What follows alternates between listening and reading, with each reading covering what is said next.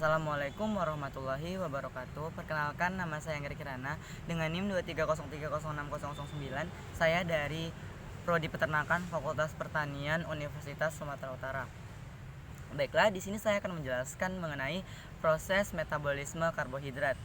Nah, sebelumnya, apa itu metabolisme? Nah, metabolisme merupakan reaksi di dalam sel yang dikatalisis oleh enzim-enzim.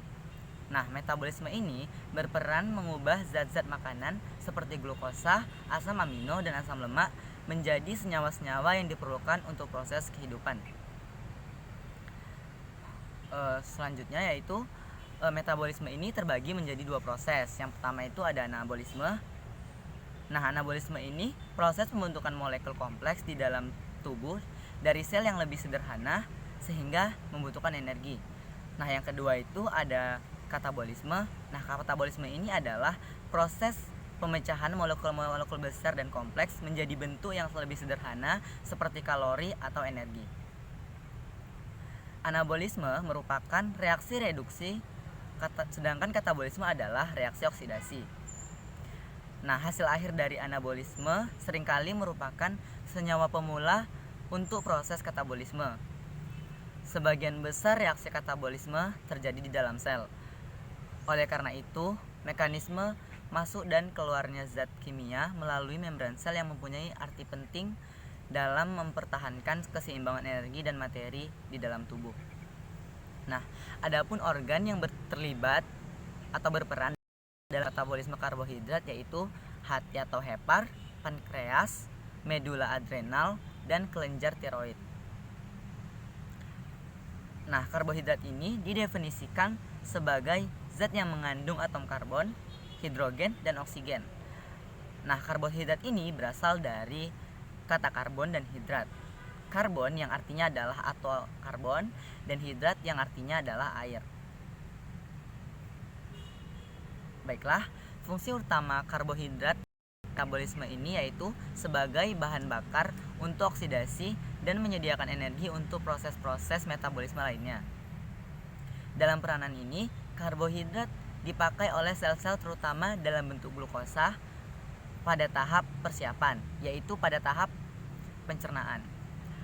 Karbohidrat dipecah-pecah menjadi monomer-monomernya seperti glukosa, fruktosa, galaktosa, manosa, dan sebagainya.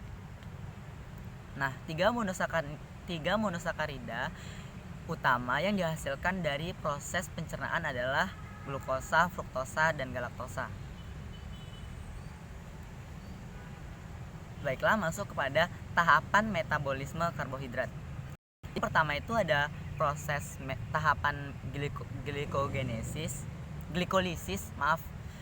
Nah, proses katabolisme glukosa memiliki 6 atom karbon secara enzimatik melalui tahap reaksi enzimatik untuk menghasilkan 2 molekul pirufat atau memiliki 3 atom C dengan oksigen dalam suasana aerob.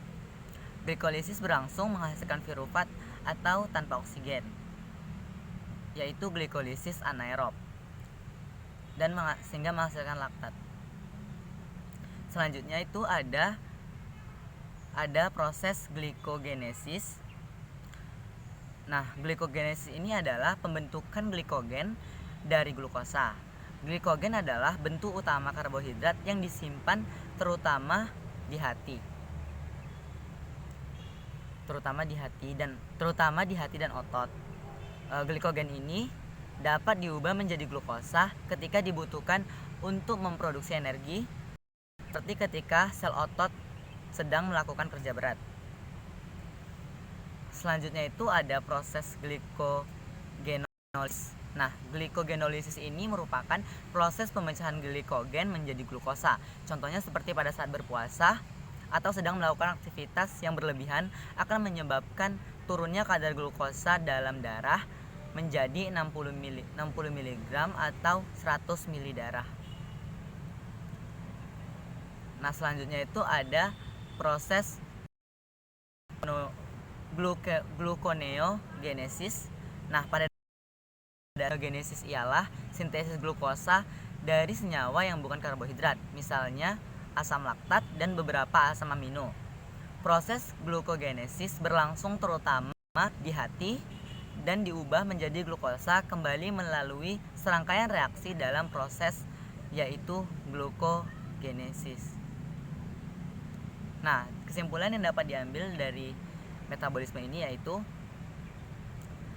segala reaksi kimia yang terjadi di dalam makhluk hidup, metabolisme juga merupakan perubahan transformasi kimia menjadi energi yang terjadi di dalam tubuh. Nah, metabolisme ini meliputi proses sintesis anabolisme dan proses penguraian katabolisme. Senyawa atau komponen dalam sel makhluk hidup.